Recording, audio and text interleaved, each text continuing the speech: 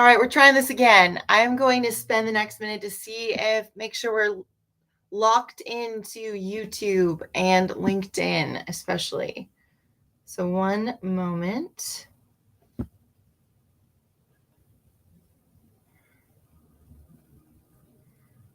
Here. Stand by.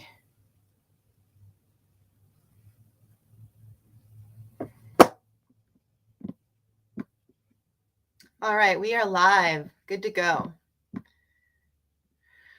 So good morning, everyone. This is lesson 3 of back pain school. All right, all our kids are going back to school now. Well, we are doing back pain school, lesson 3. So I hope you have your coffee. I hope you're present with me here and have some time to listen. Or just favorite this and you can watch it later. So good thing I see I'm on LinkedIn. I know I'm on YouTube, and I believe this is on Facebook too. So before we get started, I just want to share, I just got off a wonderful retreat, our first mindfulness adventure retreat here in Durango, Colorado. And it was with an amazing, amazing group of people. And I got to work with, you know who, my brothers from another mother, John McCaskill, who is a retired Navy SEAL commander, and Will Schneider, who is an amazing yoga instructor out of New York City. And it was just a wonderful 4 days up in the mountains, shooting, horseback riding, archery, meditation, mobility, movement, all of it. So it was really, really special.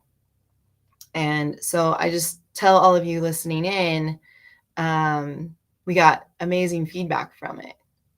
And we're running more next year. So stand by for some new dates that we'll be launching for our retreats next year. So the last 2 lessons we covered on back pain was just some of the evidence behind treating back pain. And then stability, like what is it, right? We discussed briefly, what does stability mean? What does mobility mean? And all that good stuff.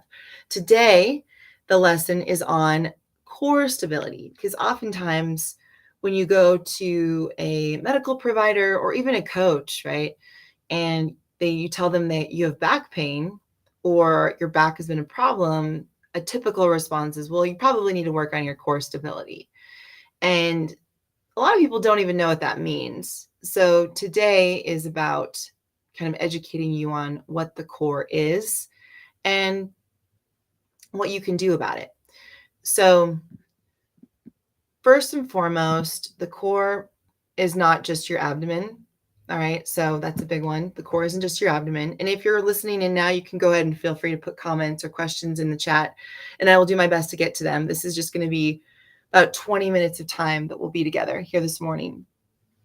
But definitely put comments or questions in. And if I don't get to them during this 30 minutes or 20 minutes, I will definitely get to them later on today.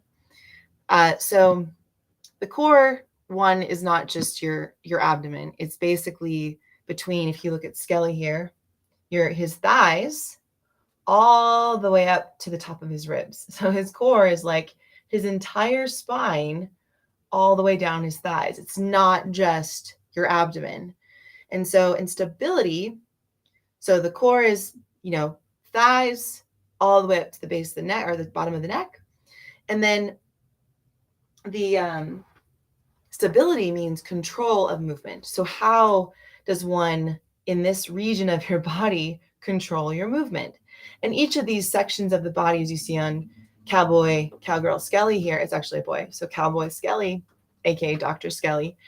So each of these areas, so your thoracic spine, that rib cage area that protects your lungs and heart, that area needs mobility, meaning more range of motion. It gets really stiff. But we just did with the individuals on our retreat, we did a lot of thoracic mobility. It was awesome. And they had fun with it. But it was like working on range of motion in this area. And then this low back area needs more stability. I mean, it needs control of movement. As you can see, it's just the low back. There's nothing around it really protecting it. Well, there are muscles that protect it, but there's no rib cage, right? There's no bony structure around the lower back. And then the pelvis, hip area, needs more mobility. Range of motion means it needs more flexibility, if you will. So I kind of use flexibility and mobility interchangeably, even though mobility means movement. Flexibility is like literally range of motion. How much range of motion do you have? So a mobility, flexibility, we need a lot here. We need more control of movement here, flexibility in this hip region and all the way into our thighs. And then if we go down to the other joint, right, the joint below the hips, it's the knee, that needs stability, control of movement.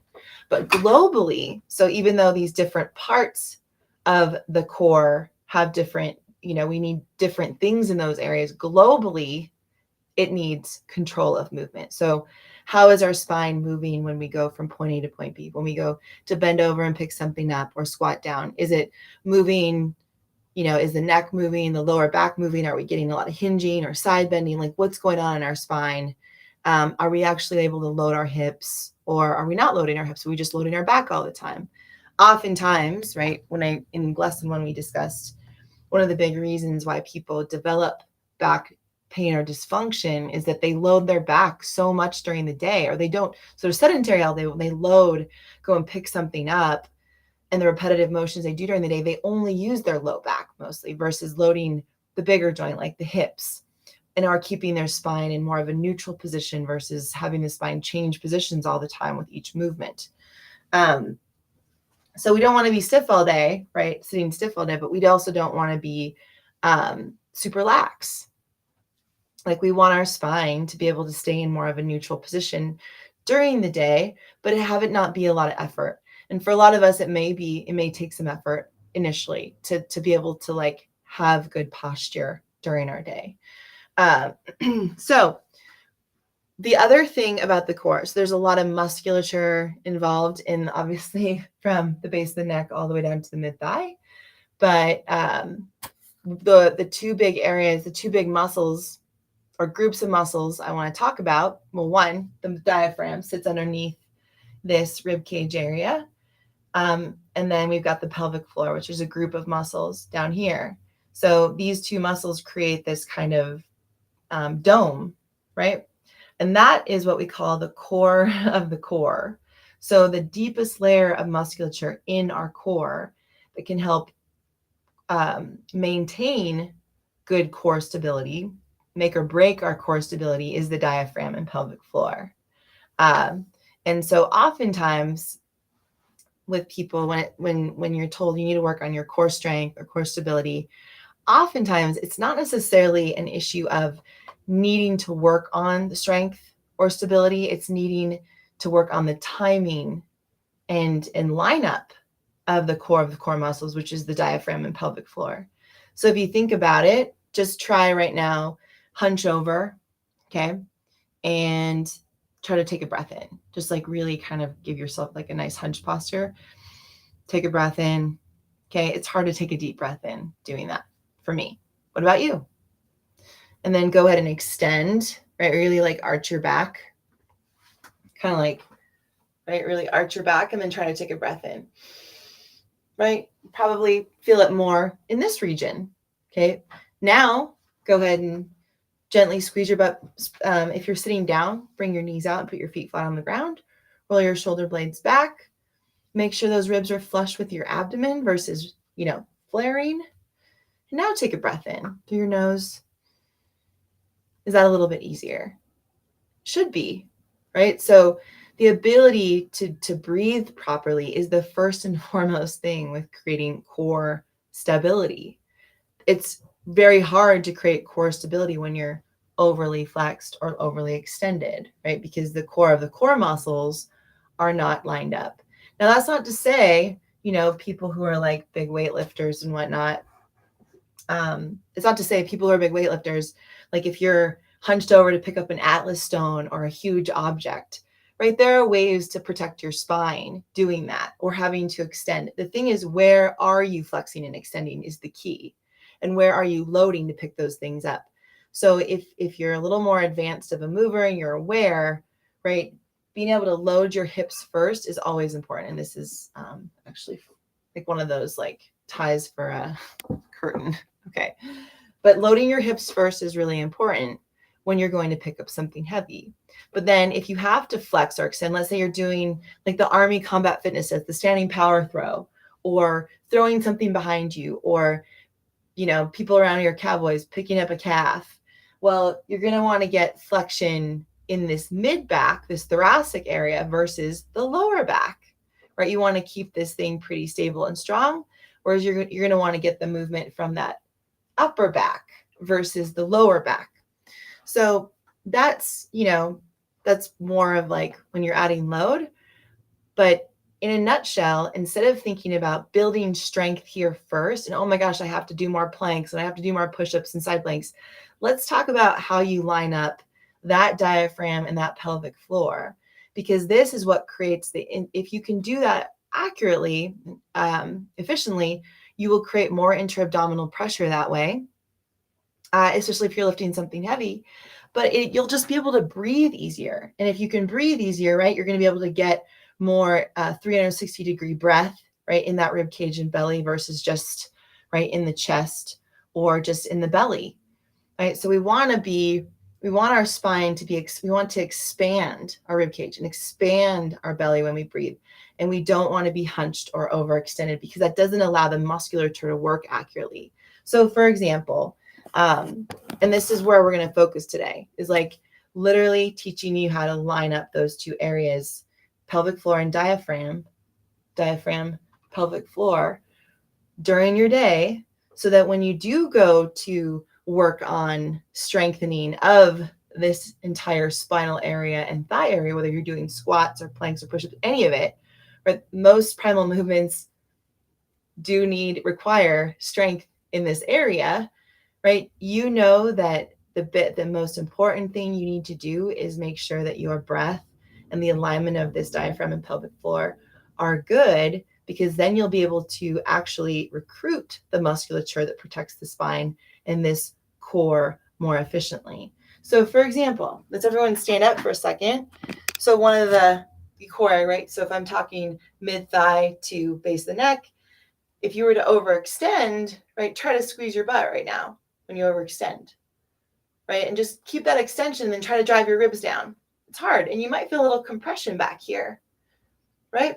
So and then if you take a breath in, where does it go? It's going to be, I mean, you might be able to get a little bit here, but it's really up here. So what I want you to do is think about squeezing your butt and drawing those ribs so it's in alignment with the rest of your abdomen. Okay. I don't care how big or small your belly is, just bring those ribs down so they're flush with the abdomen, right? Versus here or really hunched. Okay. And then now, so that those ribs are nice and flush with your abdomen, that pelvic floor is now aligned, or that diaphragm is now aligned with the pelvic floor. So now from here, put your hands on your ribs and breathe in through your nose and push your ribs into your hands. Push your belly into your hands. So when you inhale, you expand, like almost like a balloon in here, but your diaphragm is being pushed down as you're doing this. Relax the pelvic floor and let it kind of balloon down here. That's right. Let your pelvic floor relax too as you inhale, because we're not lifting weights right now. And then relax and breathe out. Breathe in. Think of like a balloon filling up this area, right? You're expanding 360 degrees, even into your lower back, but your back again is not extended or flexed. It's what we call relatively straight. We call it neutral, okay? So when I breathe in, I'm expanding this way. Think of like breathing into your belt. Maybe that's more helpful. Breathe in, relax that undercarriage, relax here, but expand as you inhale. And then when you breathe out, you're more contracting, but you're not, it's happening automatically. So don't even try. What I want you to think about is more of the inhale. Really think about breathing in 360 degrees into this belt region with, right, maintaining this alignment of the diaphragm and pelvic floor. Again, not doing this or this. If you're just coming on, we're doing back pain school. This is lesson 3, core stability. And I know you can only see, basically you can only see my core right now. Don't mess with Mama Bear. Don't mess with Mama Bear. Okay? Just remember that.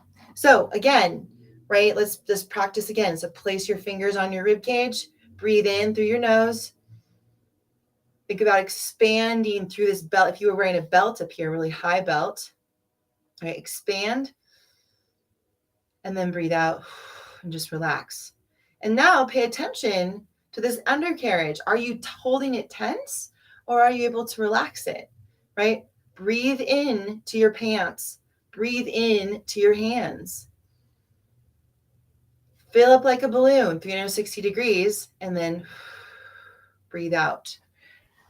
All right. So if you're sitting down, right, just pay attention to what's going on in that undercarriage. I know I'm doing it right now. I'm like paying attention to what's going on down there. Okay. I'm just like, is it tense? When I'm talking, sometimes it can tense up, but I'm going to relax it now. And if it helps, you can also roll up a towel and literally sit on it like you're sitting on a saddle, right on your seat. So sit on the towel and like relax your pelvic floor into the towel. But again, don't relax like this or extend, right? We want to stay neutral. Think of neck, align with shoulder, align with hips. Okay, so I'm sitting here and my diaphragm, right, I'm not flared or flexed or anything like that. I'm in between. My pelvic floor is relaxed. And now I'm going to close my eyes without putting my hands on my ribs. And I'm going to breathe in. Think of like filling up my belly, my low back, my ribs, my chest like a balloon, and even in my pants, right? Think of like everything relaxing. This is actually creating intra-abdominal pressure, right? Which is also helping with the alignment, right? If I have good alignment, I'm able to do this more efficiently. When I breathe out, the muscles around my spine, they're going to contract a little bit. But being able to keep alignment of these two muscles will help a ton. So when you go do a pull-up or a push-up or squat, if you can think of the same thing, keep the alignment of this diaphragm and pelvic floor, that will help you a lot. And you'll feel stronger that way versus weaker. And so that's where we want to start. And then you build from there. So learn how to breathe efficiently. And I'll read a little bit about the breath to you so you can so this is a little bit of nerdy stuff, but I'll start with from Think Like a Monk because it took me 4 months to read this book, and I intentionally took me 4 months because I loved it. And I'm actually going to start reading a new book thanks to my colleagues John and Will, talking about Into the Magic Shop. But Think Like a Monk, one of the quotes was about the breath, and because the only thing that stays with you from the moment you're born until the moment you die is your breath. All your friends, your family, your country you live in, all that can change. The one thing that stays is your breath. Your breath is the remote control for the brain and body. It can help calm your mind when upset emotionally, and it can help calm your body and stabilize your spine when you're about to lift something heavy. You can create calm in the body when it is really, even in a really serious workout or stimulating situation with your breath. I know it seems super basic, but even on our retreat, we did a number of breath practices. And it's something that's overlooked oftentimes. Yeah, we breathe, thankfully, involuntarily. It's, we have cranial nerves that stimulate that breath. The vagus nerves, phrenic nerve impact our breath, which are cranial nerves. But to breathe more effectively, we can do that. We sit way too much. And a lot of us are very inefficient in the way we breathe because we're on our devices all the time. And so literally, if you want to create core stability, right, from the base of the neck to this area of your body, mid-thigh, then you need to make sure that those breath muscles, diaphragm and pelvic floor, are conditioned and in alignment so the biomechanics can actually work with you to recruit the muscle groups around the core, like the hip flexors and the glutes and the pec and the back of the shoulders and the multifidi and the transverse abdominis, all that good stuff. All of the muscles. There's a lot of muscles there. So I'll just explain a little bit too about the inhalation and exhalation deal, which I think is really fascinating with the breath. So exhalation fires the vagus nerve, which is one of the 10 cranial nerves, and it turns up the parasympathetic nervous system, which is the rest digest, and it turns down the sympathetic nervous system. It plays a role in the autonomic nervous system, which controls actions people do unconsciously, such as breathing and digestion, thankfully. It plays a role between the gut and the brain, playing a role in what scientists call the gut-brain axis. In recent years, experts have been studying the gut-brain axis to look for links between conditions like obesity and depression. Some pathways it's got the similar pathway as the phrenic nerve, which innervates the diaphragm, both from the motor and sensory standpoint. So the phrenic and vagus have a similar pathway and work similarly in stimulating the sympathetic and parasympathetic nervous system. And sympathetic is the fight, flight, or freeze, which is needed too. Other things that can increase vagal tone, which stimulate the rest digest response. So vagal tone is cold exposure. Yeah, cold exposure. I know we all love that. I just took a dip in a river in Wyoming and it was really, really cold and really amazing. But I try to do cold exposure often. Deep, slow breathing, movement, tapping, probiotics, singing, humming. Yeah, all those things. Tapping, humming, probiotics, kombucha. More reason to drink kombucha. Movement, what we were just doing with the diaphragm. All those things can increase vagal tone, which helps you get into that rest digest state. Now, on the inhalation, it turns up the sympathetic response. So the fight, flight, or freeze response, and turns down the parasympathetic. So on the inhalation, like when we hold our breath, if we're stunned about something, right, or just the inhalation in general, there's an ebb and flow during your day of both of these responses, parasympathetic and sympathetic. And it's with the inhalation and exhalation. But if you can, err on the side of deep, slow breathing, calm, right, during your day, less tension, you'll have increased vagal tone, which you'll be in a more parasympathetic state, which actually helps you be more efficient, right? You're not going to feel exhausted by the end of the day. Thankfully, with this retreat, even though we were on, all day, most days, like I'm not exhausted by the end of it because we did so much parasympathetic training. People needed to learn to rest. Most of us do. And even with the full days we had and this full week, full 10 days I've had of travel, I'm not exhausted at the end of it because of all of the parasympathetic training we did. So we talked about the synergistic relationship between the diaphragm and pelvic floor, which is the core of the core. But intra-abdominal pressure, let's go over that real quick because I did speak about that. We call it IAP. So it is the net force between outwardly directed hydrostatic force, the organ walls, right? Hydrostatic water, right? The organ walls are made up of water, majority of water. And so it's the outwardly directed hydrostatic force and the inwardly directed force from our muscular activation. So the inhalation piece. So the breath helps create stability, aka intra-abdominal pressure through the core, which is this region, right? Very big region. So the breath helps create stability, intra-abdominal pressure through the core, and controls intra-abdominal pressure. The muscles that play a vital role in managing core stability with the breath are the diaphragm and pelvic floor musculature multifidi, which are small muscles that attach to each part of the spine, like one spinal segment to the other. They're small and they're on the back of our body. And the transverse abdominal muscles, which is like a corset that's in the front of our body and kind of goes from the side and wraps around, but it's the deepest, one of the deepest abdominal muscles. Intra-abdominal pressure helps stabilize our spine from the inside out.